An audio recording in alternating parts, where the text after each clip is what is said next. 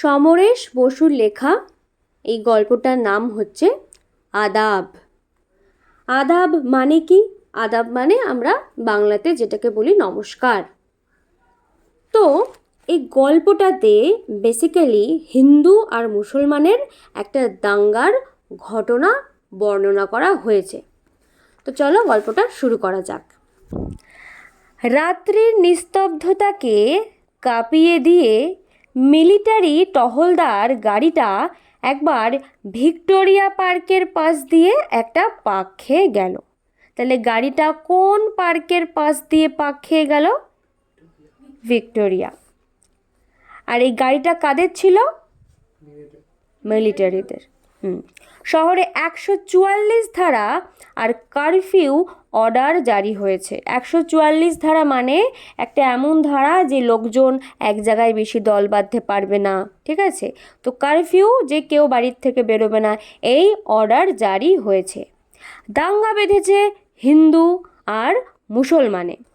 কাদের মধ্যে দাঙ্গা বেঁধেছে? মুখোমুখি লড়াই, দাঁ, সরকি, ছুরি, লাঠি নিয়ে। তাছাড়া চতুর্দিকে ছড়িয়ে পড়েছে গুপ্ত ঘাতকের দল। মানে যখনই পাবে লুকিয়ে চুরিয়ে যে যাকে পারছে খুন করে দিচ্ছে, অন্য ধর্মের লোক যেই শুনছে মেরে দিচ্ছে। চোরাগোপ্তা হানছে অন্ধকারকে আশ্রয় করে। লুঠেরেরা বেঁধেছে তাদের অভিযানে। হয়তো সবাই মিলে দাঙ্গা করছে, এই সুযোগে অনেকে আবার লুটপাট চালিয়েছে, যে যার মতো লুটপাট শুরু করে দেয়। দোকানপাট ভাঙচুর হচ্ছে, কতগুলো লোক গিয়ে সমস্ত দোকানের জিনিস চুরি করে নিয়ে গেল। তো মৃত্যু বিভীষিকাময় এই অন্ধকার রাত্রি তাদের উল্লাসকে তীব্রতর করে তুলেছে। বস্তিতে বস্তিতে জ্বলছে আগুন। মৃত্যু কাতর নারী শিশুর চিৎকার স্থানে স্থানে আবহাওয়াকে বিভৎস করে তুলেছে। তার উপর এসে ঝাঁপিয়ে পড়ছে সৈন্যবাহী গাড়ি। এক তো হিন্দু মুসলমানের মারামারি, তার মধ্যে আবার ইংরেজদের মিলিটারির গাড়ি যাকে পারছে তাকে গুলি করে উড়িয়ে দিচ্ছে। তারা গুলি ছুড়ছে দিক বিদিক, জ্ঞান শূন্য হয়ে আইন ও শৃঙ্খলা বজায় রাখতে। কাকে মারছে, বাচ্চাকে না মেয়েকে না বুড়োকে, কোনো দিক তাকাচ্ছে না। তারা যখন মারছে অন্ধের মতো গুলি চালাচ্ছে। দুদিক থেকে দুটো গলি এসে মিশেছে এই জায়গায়। ডাস্টবিন মানে যেখানে আবর্জনা ফেলে, ডাস্টবিনটা উল্টে এসে পড়েছে গলি দুটোর মাঝখানে, খানিকটা ভাঙাচোরা অবস্থায়। তাহলে দুটো রাস্তার যে মোড়, সেই মোড়ে একটা ডাস্টবিন রাখা, ঠিক আছে? আর ডাস্টবিনটা একটু ভাঙাচোরা অবস্থায় রয়েছে। সেটাকে আড়াল করে গলির ভেতর থেকে হামাগুড়ি দিয়ে বেরিয়ে এলো একটা লোক। মাথা তুলতে সাহস হলো না, নির্জীবের মতো পড়ে রইল খানিকক্ষণ। তাহলে ডাস্টবিনের পেছনে একটা লোক হামাগুড়ি দিয়ে এসে লুকিয়েছে, কান পেতে রইল দূরের অপরিস্ফুট কলরবের দিকে। কিছুই বোঝা যায় না, আল্লাহু আকবর কি বন্দে মাতরম। হঠাৎ ডাস্টবিনটা একটু নড়ে উঠল। আচমপিতে শিরশিরিয়ে উঠল দেহের সমস্ত শিরা উপশিরা।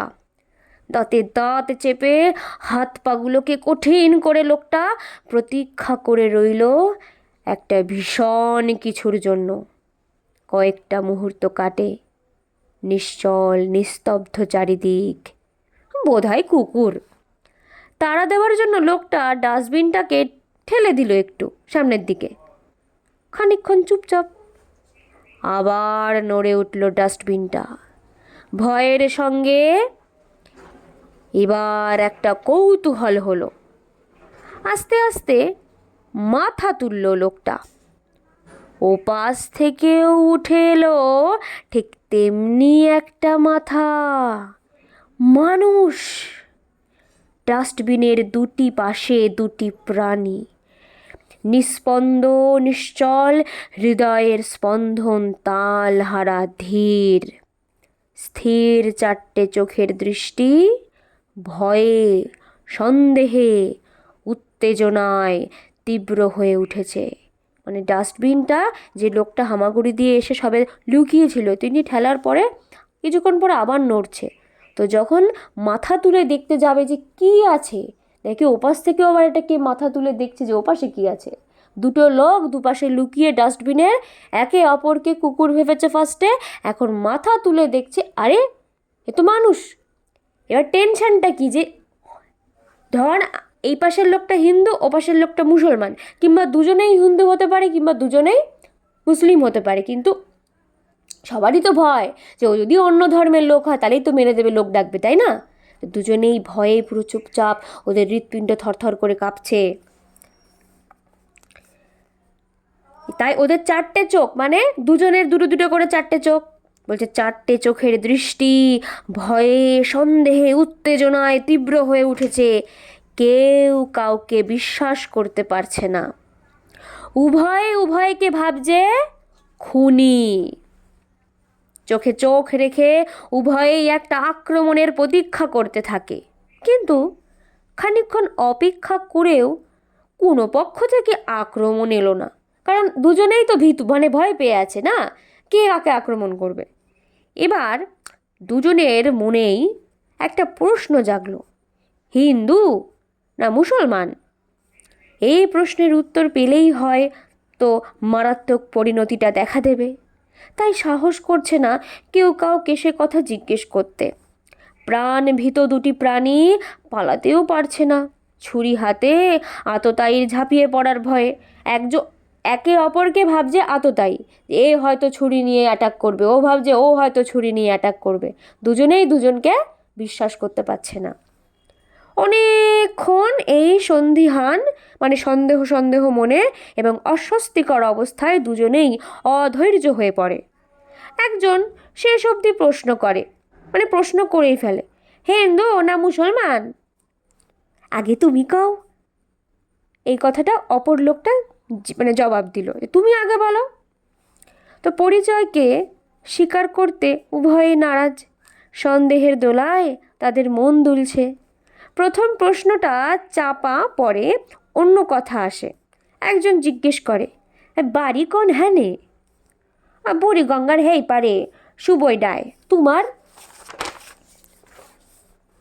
চাষারা নারায়ণগঞ্জের কাছে। কি কাম করো? নাও আছে আমার, নায়ের মাঝি। তুমি? নারায়ণগঞ্জের সুতাকলে কাম করি। এইটুকু কথা হয়ে আবার চুপচাপ। অলক্ষ্যে অন্ধকারের মধ্যে দুজনে দুজনের চেহারাটা দেখবার চেষ্টা করে উভয়ের পোশাক পরিচ্ছদটা খুঁটিয়ে দেখতে, যে হিন্দু হলে বা মুসলিম হলে তো পোশাক আশাকেও সামটাইমস বোঝা যায় না, তো খুঁটিয়ে দেখার চেষ্টা করে। অন্ধকার আর ডাস্টবিনটার আড়াল সেদিক থেকে অসুবিধা ঘটিয়েছে, যেহেতু অন্ধকার আবার ডাস্টবিন, তো কেউ কাউকে ঠিক দেখতে পাচ্ছে না পরিষ্কার করে। হঠাৎ কাছাকাছি কোথাও একটা শোরগোল ওঠে। শোনা যায় দুপক্ষের উন্মত্ত কণ্ঠের ধ্বনি।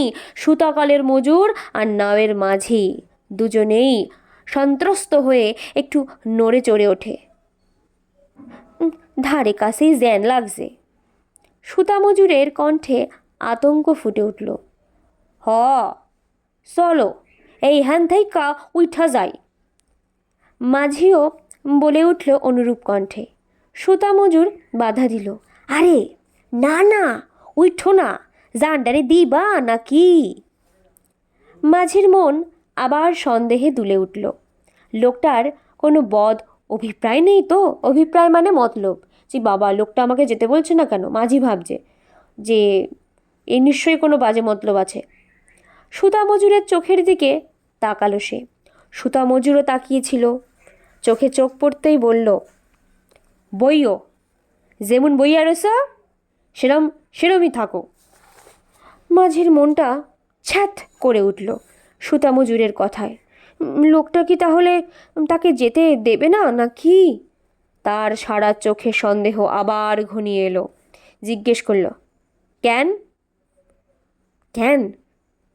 সুতা মজুরের চাপা গলায় বেজে উঠল, এই কেন কি? মরতে যাইবা নাকি তুমি? হ্যাঁ? কথা বলার ভঙ্গিটা মাঝির ভালো ঠেকল না। সম্ভব অসম্ভব নানা রকম ভেবে সে মনে মনে দৃঢ় হয়ে উঠল, জামু নাকি এই আন্দাইরা গলির ভেতরে পইরা থাকুম নাকি? লোকটার জেদ দেখে সুতা মজুরের গলাও ফুটে উঠল সন্দেহ। বলল, তোমার মতলবটা তো ভালো মনে হইতেছে না। কোন জাতির লোক তুমি কইলা না? শেষে তোমাকে দল বল যদি ডাইক্কা লইয়া আহো আমারে মরণের লাইগা। তখন মাঝি বলছে, এইটা কেমন কথা ক তুমি? স্থান কাল ভুলে রাগে দুঃখে মাঝি চেঁচিয়ে ওঠে যে, এইটা কিরম কথা ক তুমি? তখন সুতা মজুর বলছে, ভালো কথাই কইছি ভাই, বইও মানুষের মন বোঝো না। সুতা মজুরের গলায় যেন কি ছিল, মাঝি একটু আশ্বস্ত হলো শুনে। তখন সুতা মজুর বলছে, তুমি সইলা গেলে আমি একলা থাকুম নাকি? শোরগোলটা মিলিয়ে গেল দূরে, আবার মৃত্যুর মতো নিস্তব্ধ হয়ে আসে সব। মুহূর্তগুলিও কাটে যেন মৃত্যুর প্রতীক্ষার মতো। অন্ধকারে গলির মধ্যে ডাস্টবিনের দুই পাশে দুটি প্রাণী, ওই সুতা মজুর আর মাঝি, ভাবে নিজেদের বিপদের কথা, ঘরের কথা, মা বউ ছেলে মেয়ের কথা। তাদের কাছে কি আর তারা প্রাণ নিয়ে ফিরে যেতে পারবে? না তারাই থাকবে বেঁচে? কথা নেই বার্তা নেই। হঠাৎ কোত্থেকে বজ্রপাতের মতো নেমে এলো দাঙ্গা। এই হাটে বাজারে দোকানে এত হাসাহাসি কথা কওয়া কই, আবার মুহূর্ত পরে মারামারি কাটাকাটি, একেবারে রক্ত গঙ্গা বইয়ে দিল সব। এমনভাবে মানুষ নির্মম নিষ্ঠুর হয়ে ওঠে কি করে? কি অভিশপ্ত জাত! কোন জাতকে অভিশপ্ত বলছে? হিন্দু মুসলমান ঠান কিচ্ছু না, মানুষ জাতটাই কেমন অভিশপ্ত। সুতা মজুর একটা দীর্ঘ নিঃশ্বাস ফেলে। দেখা দেখি মাঝিরও একটা নিঃশ্বাস পড়ে। সুতা মজুর এবার জিজ্ঞেস করছে, বিড়ি খাইবা? সুতা মজুর পকেট থেকে একটা বিড়ি বার করে বাড়িয়ে দিল মাঝির দিকে। মাঝি বিড়িটা নিয়ে অভ্যাস মতো দুই একবার টিপে কানের কাছে বার কয়েক ঘুরিয়ে চেপে ধরল ঠোঁটের ফাঁকে। সুতা মজুর তখন দেশলাই জ্বালাবার চেষ্টা করছে। আগে লক্ষ্য করেনি জামাটা তো কখন ভিজে গেছে। তাহলে কার জামা ভিজে গেছে? সুতা মজুরের জামা ভিজে গেছে। দেশলাইটাও গেছে সেতিয়ে, সেতিয়ে গেছে মানে ওটাও ভিজে গেছে। বার কয়েক খস খস শব্দের মধ্যে শুধু এক আধটা নীলচে ঝিলিক দিয়ে উঠল। বারুদ ঝরা কাঠিটা ফেলে দিল বিরক্ত হয়ে। হালার ম্যাচ বাতিটাও গেছে সাতাইয়া, এই বলে আর একটা কাঠি বার করলো সে। কে? সুতা মজুর। মাঝি যেন খানিকক্ষণ অসবর হয়ে উঠেই এলো সুতা মজুরের পাশে। তাহলে এতক্ষণ ডাস্টবিনের দুপাশে বসেছিল, এখন এই বিড়ি খাওয়ার কথাতে দেখছে যে দেশলাই জ্বলছে না, মাঝিও বিরক্ত হয়ে গেছে। একটু বেসবুর হয়ে ও এবার উঠে এলো কার পাশে? সুতা মজুরের পাশে। আরে জ্বলবো জ্বলবো, দাও দেখিনি, আমার কাছে দাও। সুতা মজুরের হাত থেকে দেশলাইটা সে প্রায় ছিনিয়েই নিল। দুই একবার খসখস করে সত্যি সে জ্বালিয়ে ফেললো একটা কাঠি। এবার আমাদের যে মাঝি সে বলছে, যে জ্বলে গেছে, সে বলছে, সুহান আল্লাহ, নাও নাও, ধরাও তাড়াতাড়ি। ভূত দেখার মতো চমকে উঠল সুতা মজুর। ট্যাপা ঠোঁটের ফাঁক দিয়ে পড়ে গেল বিড়িটা। তুমি তুমি একটা হালকা বাতাস এসে যেন ফু দিয়ে নিভিয়ে দিল কাঠিটা। অন্ধকারের মধ্যে দু জোড়া চোখ অবিশ্বাস্যে উত্তেজনায় আবার বড় বড় হয়ে উঠল। কয়েকটা নিস্তব্ধ পল কাটে, মানে সময় কাটে। মাঝি চট করে উঠে দাঁড়ালো, বলল, হ আমি মুসলমান, কি হয়েছে? সুতা মজুর ভয়ে ভয়ে জবাব দিল, কিছু হয় নাই, কিন্তু। মাঝি বগলের পুটুলিটা দেখিয়ে বলল, ওইটার মধ্যে কি আছে? তাহলে কার বগলে পুটলি? সুতা মজুরের বগলে পুটলি। সেটা দেখে এবার মাঝি বলছে, ওইটার মধ্যে কি আছে? তখন আমাদের সুতা মজুর বলছে, পোলা মাইয়ার লাইগা দুইটা জামা কাপড় আর একখান শাড়ি। ও সরি, এটা মাঝি বলছে, ঠিক আছে, যে পোলা মাইয়ার লাইগা দুইটা জামা আর একখান শাড়ি। কাইলামাগো ঈদের পরব জানো? তখন সুতা মজুর বলছে, আর কিছু নাই তো? সুতা মজুরের অবিশ্বাস দূর হতে চায় না। তখন মাঝি বলছে, মিথ্যা মিথ্যা কথা কইতেছি নাকি? হ্যাঁ, বিশ্বাস না হয় দেখো, পুটলিটা বাড়িয়ে দিল সে সুতা মজুরের দিকে। আরে না না ভাই, দেখুম আর কি। আরে তবে দিনকালটা দেখছো তো, বিশ্বাস করুন যায়, তুমিই কও। তখন আমাদের আমাদের মাঝি বলছে, হ্যাঁ তো হক কথাই ভাই, তুমি কিছু রাখো টাকো নাই তো? তাহলে প্রথমে সুতা মজুরের মনে ভয় জেগেছে যে মাঝির বগলে যে পুটুলি ওর মধ্যে হয়তো অস্ত্রপাতি আছে। তো মাঝি বলল যে না, কালকে আমাদের ঈদ, আমি মেয়ে বউ ছেলে মেয়ের জন্য জামা কাপড় নিয়েছি। তো এবার মাঝিরও তো ভয় করতে পারে না যে ও হিন্দু সুতা মজুর, ওর কাছে কোনো যন্ত্রপাতি অস্ত্রপাতি আছে কি না, তো ও জিজ্ঞেস করলো। তখন আমাদের সুতা মজুর, ভগবানের কিরা কইরা কইতে পারি, একটা সুইও নাই, পরানটা লইয়া অখন ঘরের পোলা ঘরে ফিরা যাইতে পারলে হয়। সুতা মজুর তার জামা কাপড় নেড়ে চেড়ে দেখায়। আইসা, মাঝি এমনভাবে কথাটা বলে যেন সে তার কোনো আত্মীয় বন্ধুর সঙ্গে কথা বলছে। এবার আমাদের বলছে, আইসা, আমারে কইতে পারোনি এই মায়ের দইয়ের কাটাকুটি কিসের লাগিয়া?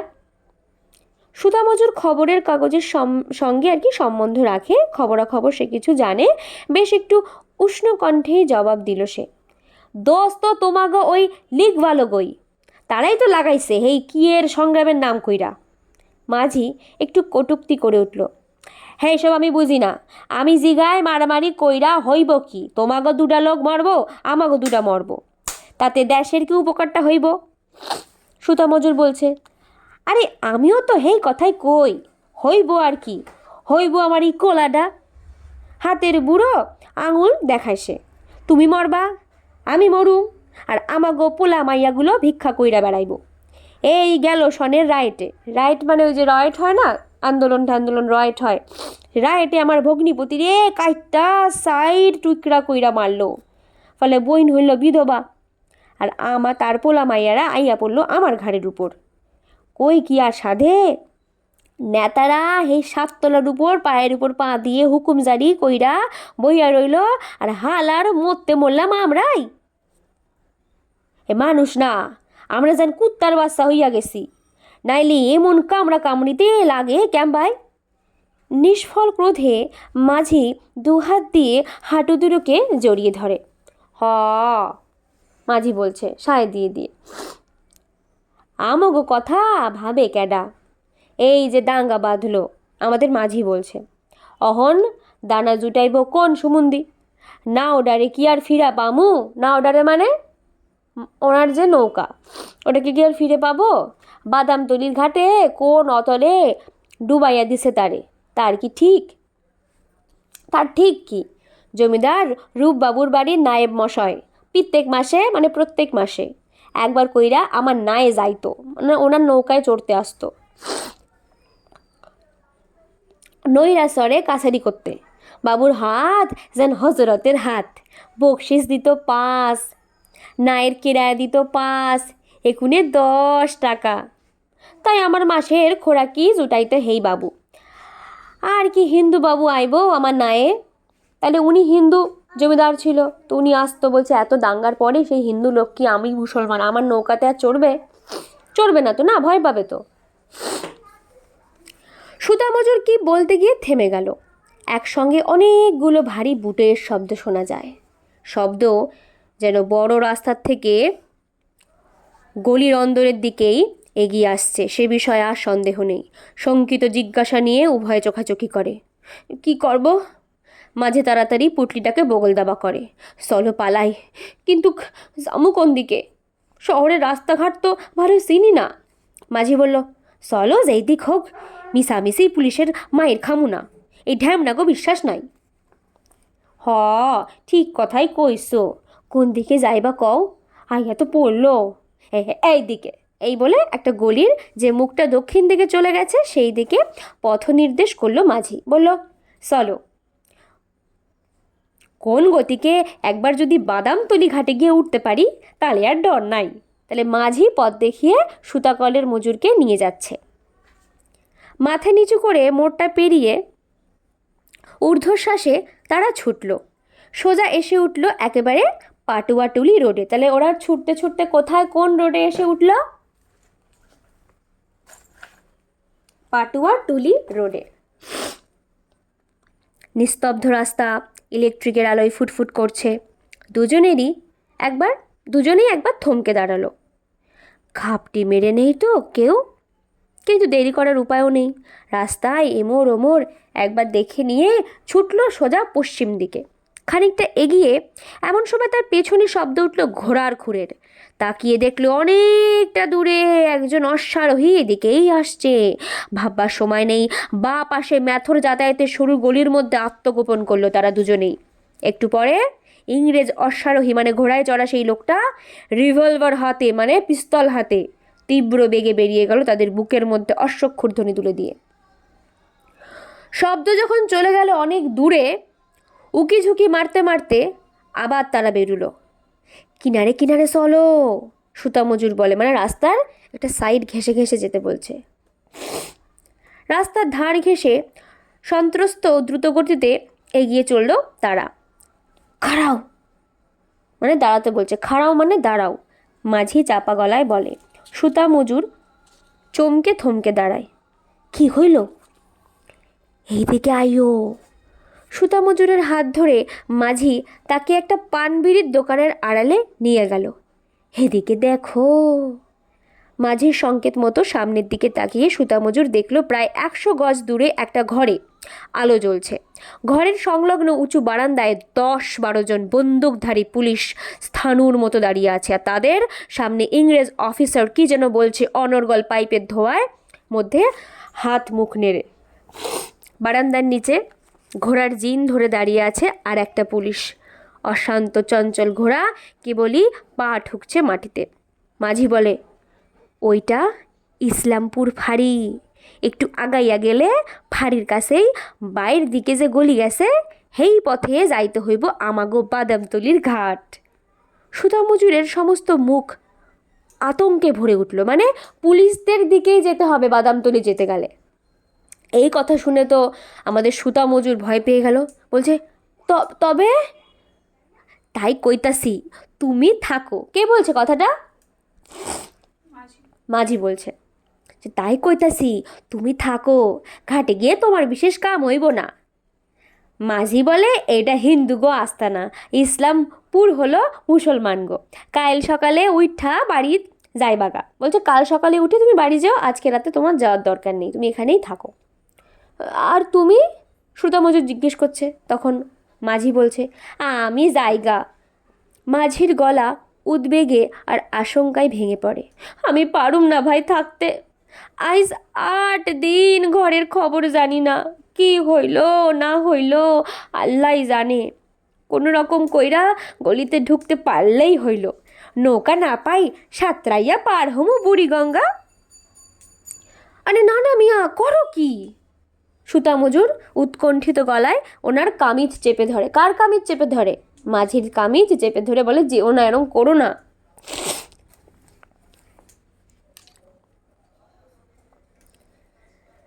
ধরো না ভাই, ছাইরা দাও। বোঝো না তুমি, কাল ঈদ, পোলা মাইয়ারা সব আইস টান দেখছে, কত আশা কইরা রইছে তারা নতুন জামা পিনবো, মানে নতুন জামা পরবে, বাপজানের কোলে চড়বো। বেবি চোখের জলে বুক ভাসাইতেছে। পারুম না ভাই, পারুম না, মনটা কেমন করতাছে। মাঝির গলা ধরে আসে। কেন গলা ধরে আসে? কান্নায়। সুতা মজুরের বুকের মধ্যে টনটন করে উঠল। কামিজ ধরা হাতটা শিথিল হয়ে এলো, মানে অবশ হয়ে গেল। যদি তোমায় ধইরা ফেলায়? ভয়ে আর অনুকম্পায় তার গলা ভরে ওঠে। সুতা মজুর জিজ্ঞেস করছে মাঝিকে, যদি তোমাকে ধরে ফেলে তাহলে কি হবে? পারবো না ধরতে, ডরাইও না। এইখান থাইকা যান উঠো না, যাই, ভুলুম না ভাই এই রাত্রের কথা। নসিবে থাকলে আবার তোমার লগে মোলাকাত হইব। আদাব। আদাব মানে ওই বিদায় আর কি, নমস্কার, বিদায়। তো আমাদের যে সুতা মজুর, সে তো হিন্দু, সেও কিন্তু কি বলে উঠল, ভুলুম না ভাই, আদাব। এখানেই আমরা দেখতে পাচ্ছি একটা হিন্দু মুসলমানের একটা মিলন, যে এখানে নমস্কার আদাব কিছু না, দুজনের প্রতি একটা যে মায়া টান তৈরি হয়েছে। তারা দুজনেই মানুষ, আর দুজনেই দুটো ধর্ম হলেও, ভিন্ন ধর্ম হলেও তারা কিন্তু একে অপরের দুঃখে দুঃখিত এবং আমাদের এই সুতা মজুরও কিন্তু তাই আদাব বলল। এই আদাব বলার মধ্যে দিয়ে হিন্দু আর মুসলমানের একটা মিলনের আমরা দৃষ্টান্ত পেলাম। মাঝি চলে গেল পা টিপে টিপে। সুতা মজুর বুক ভরা উদ্বেগ নিয়ে স্থির হয়ে দাঁড়িয়ে রইল। বুকের ধুকধুকানি তার কিছুতে বন্ধ হতে চায় না। উৎকর্ণ হয়ে রইল সে। ভগবান, মাঝি যেন বিপদে না পড়ে। তাহলে একটা হিন্দু হয়ে, যেখানে দাঙ্গা বেঁধেছে মুসলিম আর হিন্দুর, সে হিন্দু হয়ে ভগবানের কাছে প্রার্থনা করছে যেন একজন মুসলিম ভাই বেঁচে যায়, তার জন্য বিপদ না হয়। তাহলে খেয়াল করে দেখো, দাঙ্গা সব বড় বড় লোকেদের মধ্যে হয়, আর তাদের ফলে ঝামেলায় মরে কারা? সাধারণ মানুষরা। সাধারণ মানুষদের আসলে কোনো সমস্যা নেই একে অপরের প্রতি। ঝামেলা তো বাধায় বড় বড় নেতা মন্ত্রীরা, রাজারা। আর মরে কারা? এরকম সাধারণ গরিব মানুষেরা। মুহূর্তগুলো কাটে রুদ্ধ নিঃশ্বাসে। অনেকক্ষণ তা হলো। মাঝি বোধহয় এতক্ষণে চলে গেছে। আহারে, পোলা মাইয়ার কত আশা, নতুন জামা পরবে, আনন্দ পড়বে। বেচারা বাপজানের পরাণ তো। এগুলো কে ভাবছে?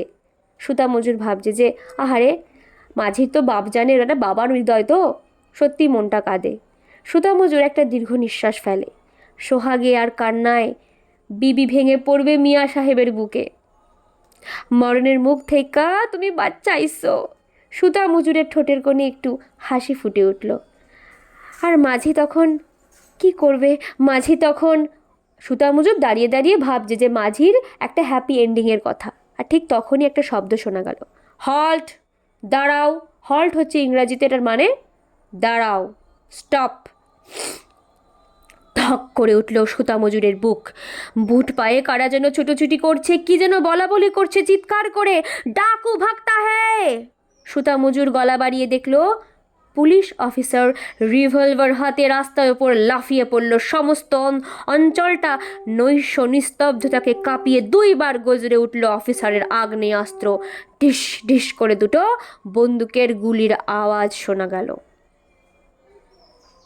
গুরুম গুরুম, দুটো নীলচে আগুনের ঝিলিক। উত্তেজনায় সুতা মজুরের হাতের একটা আঙুল কামড়ে ধরে। লাফ দিয়ে ঘোড়ায় উঠে অফিসার ছুটে গেল গলির ভেতর। ডাকুটার মরণ আর্তনাদ সে শুনতে পেয়েছে। সুতা মজুরের বিহুবল চোখে ভেসে উঠল মাঝির বুকের রক্তে তার পোলা মাইয়ার আর বিবির জামা শাড়ি রাঙা হয়ে উঠেছে। মাঝি বলছে, পারলাম না ভাই, আমার ছাওয়ালারা আর বিবির চোখের পানিতে ভাসবো পরবের দিনে, উৎসবের দিনে, অর্থাৎ ঈদের দিনে। দুশ্মনরা আমারে যাইতে দিল না গো তাগো কাছে। অর্থাৎ মাঝি এত চেষ্টা করলো, বউ ছিল মেয়ের কাছে ফিরে যাবে, ও বাঁচতে চায়, ও হ্যাপি লাইফ, একটা হ্যাপি ফ্যামিলি নিয়ে বাঁচতে চায়, কিন্তু এই ইংরেজরা, এই দুশ্মনরা, যারা এই দাঙ্গা সৃষ্টি করেছে, তারা বাঁচতে দিল না। আর এই গল্পটার শেষে আমরা কিন্তু এটাও বুঝতে পারছি যে মুসলিম এই লোকটা মারা গেছে বলে কিন্তু এই হিন্দু সুতা মজুরের মনে কোনো আনন্দ নেই। সেও সমব্যথিত, কারণ সেও জানে যে আমাদের কোনো দোষ নেই, দাঙ্গা আমাদের মধ্যে না, দাঙ্গা সেই উচ্চ শ্রেণীর মধ্যে, নেতাদের মধ্যে, যারা আমাদের উপর এই দাঙ্গাটাকে চাপিয়ে দিয়েছে, এই ভয় চাপিয়ে দিয়েছে। তো এই আদাবের মধ্যে দিয়ে আমরা কি দেখতে পাচ্ছি? আমরা কিন্তু একটা নির্মম ঘটনা দেখতে পাচ্ছি, যেখানে মাঝি মারা যায়, তার ছেলে মেয়ের কাছে ফিরে যেতে পারে না। মাঝি চিরবিদায় নেয়। একদম পুরো ক্লাস 6 থেকে 12 অবধি ইংলিশ, বেঙ্গলি আর যাদের সংস্কৃত আছে তাদের প্রত্যেকটা চ্যাপ্টারে কিন্তু বঙ্গানুবাদ, বিশ্লেষণ, ব্যাখ্যা, একদম সাবজেক্ট ওয়াইজ, ক্লাস ওয়াইজ সুন্দর করে প্লে লিস্ট করা আছে। আর সবকটার লিঙ্ক কিন্তু ডেসক্রিপশনে পেয়ে যাবে, যাও গিয়ে চেক করো, আর যার যেটা প্রয়োজন সেটা তারা দেখে নাও। এছাড়া যদি কেউ আমার কাছে অফলাইনে পড়তে চাও, যেখানে আমি নানা রকম ইম্পর্টেন্ট কোয়েশ্চেন, নানা রকম গ্রামার, অনেক কিছুই শেখাই, যারা করতে চাও আমার ক্লাস, তারা কিন্তু যোগাযোগ করো এই নাম্বারে 7449814628। ভিডিওটা ভালো লাগলে লাইক করো, কমেন্ট করে জানিও কেমন লাগলো, আর যারা এখনো সাবস্ক্রাইব করনি তারা চট জলদি সাবস্ক্রাইব করে নাও। দেখা হচ্ছে নেক্সট ভিডিওতে। ভালো থেকো, সুস্থ থেকো, টাটা।